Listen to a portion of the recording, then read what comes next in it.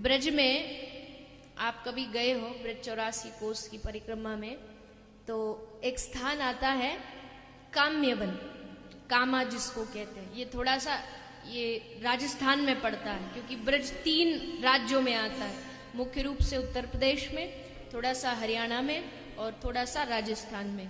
तो काम्यवन हुआ, डीग हुआ, ये ब्रज में ही है पर राजस्थान में आता है। तो काम्यवन से थोड़ा जब आगे बढ़ते हैं तो एक स्थान पड़ता है, वहां नाभाजी का एक बड़ा सुंदर दर्शनीय स्थल है। तो नाभाजी क्या करते थे, इनका जन्म स्थान वैसे पैगाम है, ब्रज में एक गांव पड़ता है। तो नाभाजी नित्य प्रति डेली ब्रज 84 कोस की परिक्रमा लगाते थे। अब आप सोचिए 84 कोस की परिक्रमा एक दिन में कैसे लगाते होंगे ये भगवान जाने, लेकिन हमारी सोच से परे है। तो बाबा जी एक दिन जा रहे थे परिक्रमा लगाते लगाते लगाते, तो जैसे जंगल से निकल के जा रहे थे तो जंगल में बहुत सारी झाड़ियां थी, छोटी छोटी कांटे वाली झाड़ी। तो बाबा जी की बहुत लंबी जटा थी, लंबी दाढ़ी थी। तो जैसे निकल के जल्दी जल्दी जा रहे थे तो उन झाड़ियों में बाबा जी की जटा उलझ गई, और ऐसी उलझी कि बाबा जी वहां खड़े हैं, साथ में और भी उनके वैष्णव साथी। उन्होंने कहा बाबा जी आप अपनी जटा ये सुलझा लीजिए। बाबा जी ने कहा क्यों सुलझाऊं, मैंने उलझाई है क्या जो सुलझाऊं? अच्छा बाबा जी आप नहीं तो हम आपकी जटा सुलझाते थे। बाबा जी ने कहा तुमने उलझाई है जो तुम सुलझाओ। बाबा जी हमने भी नहीं उलझाई। तो फिर बोले जिसने उलझाई अब वही आकर के सुलझाएगा, तब मैं यहां से आगे बढ़ूंगा, वरना यहां से हटने वाला नहीं। बोले बाबा जी वो ऐसे नहीं आने वाले, आपको यहां पड़े पड़े आपकी जिंदगी गुजर जाए तो भी नहीं आए। बाबा बोले हम प्राण त्याग देंगे, लेकिन अब तो जो उलझाएगा वही सुलझाएगा। सबने कहा ठीक है तो आप यहीं रहिए, हम जा रहे हैं। बोले ठीक है आप जाइए। सब आगे चले गए, नाभा जी अकेले जिद कर ली। देखो याद रखना भगवान बिना जिद के मिलते नहीं। जब तक हट नहीं करोगे ना तब तक भगवान मिलने वाले नहीं। हमने कभी हट की नहीं, भगवान से कभी कहा कि नहीं प्रभु हम तो आपको पाके ही रहेंगे। कभी मांगा भगवान से? दुनिया की इधर उधर की चीजें मांग लेते, धन मांग लेंगे, बगला गाड़ी सब मांग लेंगे, लेकिन जब बारी आती है भगवान को पाने की तो कभी हट नहीं करेंगे। जब तक जिद नहीं होगी तब तक भगवान नहीं मिलेंगे। जब आप ठान लेते हैं ना कि हमें तो उनको बस प्राप्त करना है चाहे कैसे भी हो, तो आखिरकार भगवान को कृपा करनी ही पड़ती है और आकर के दर्शन देना ही पड़ता है। जिद हो, हटो।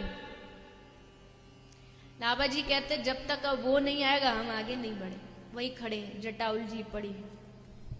आखिरकार भक्त के सामने भगवान को झुकना पड़ा और भगवान साक्षात नाभा जी के सामने प्रकट हो गए और नाभा जी को कहा कि लो नाभा जी अब जिसका आप इंतजार कर रहे थे हम आ गए।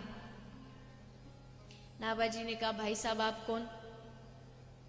ठाकुर जी बोले अरे तुम हमें नहीं जानते, हम जिसका तुम इंतजार कर रहे हो भगवान कृष्ण। नाभा जी ने कहा हम कैसे माने कि आप कृष्ण हो? आपके पास कोई सर्टिफिकेट है कि आप कृष्ण ही हो? कुछ प्रमाण पत्र? ठाकुर जी बोले अरे और क्या प्रमाण पत्र चाहिए? देखो हमारे पास मोर मुकुट है, बंशी है, पीतांबर है, और क्या प्रमाण चाहिए? बोले ये कोई प्रमाण थोड़ी होता है, ये तो कोई जागरण वाला वो भी कोई रूप बना करके कोई आके कह दे हम कृष्ण, तो ऐसे थोड़ी मान लेंगे कि कृष्ण। प्रमाण चाहिए पक्का। ठाकुर जी बोले अच्छा एक काम करते, हम अपनी यशोदा मैया को बुला के लाते। यशोदा मैया तो वो तो अपने लाला को पहचान ही लेगी ना, वो कह देगी कि ये मेरा लाला, तब तो मानोगे कि हम कृष्ण हैं। नाभा जी बोले नहीं तब भी नहीं मानेंगे। क्यों? तब क्यों नहीं मानोगे? बोले महाराज यशोदा बनने को कौन सी बड़ी बात है? ब्रिज की किसी भी डोकरी को 10 रुपया दे दो और कह दो मैं यशोदा हूं, तुरंत राजी हो जाएगी। तुरंत आके कह देगी मैं यशोदा हूं, ये मेरा कृष्ण, मैं कैसे मान लू? ये कोई प्रमाण थोड़ी होता। तो ठाकुर जी बोले तो भैया तू मानेगा कैसे कि हम कृष्ण हैं? ऐसा कौन सा प्रमाण दे तुझको जो तू मान जाए हम कृष्ण हैं? नाभाजी बोले एक ही प्रमाण है। क्या? बोले जब स्वयं हमारी प्रिया जी किशोरी राधा रानी आकर के कहे कि हाँ यही मेरे प्राण प्रियतम कृष्ण है, तो मैं मानूंगा कि आप कृष्ण। ठाकुर जी समझ गए बड़ा चालाक भक्त है, हमको तो है लेकिन इसको असल में दर्शन तो उनका करना है, इसलिए बहानेबाजी सब कर रहा है। ठाकुर जी बोले कोई बात नहीं, अभी राधा रानी को बुला के लाते। ठाकुर जी गए दौड़े दौड़े गोलोक में, राधा रानी से कहा राधा रानी चलिए। राधा रानी बोली काय को, हम क्यों चले? बोले आपको जाके हमें प्रमाणित करना पड़ेगा कि हम कृष्ण हैं, आप ही हमारी प्रमाण पत्र हो, आप ही हमारा सर्टिफिकेट हो।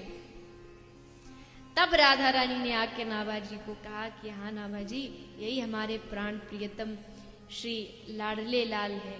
तब जाके नाभाजी माने और तब उनको प्रणाम किया, उनकी स्तुति की, पूजा।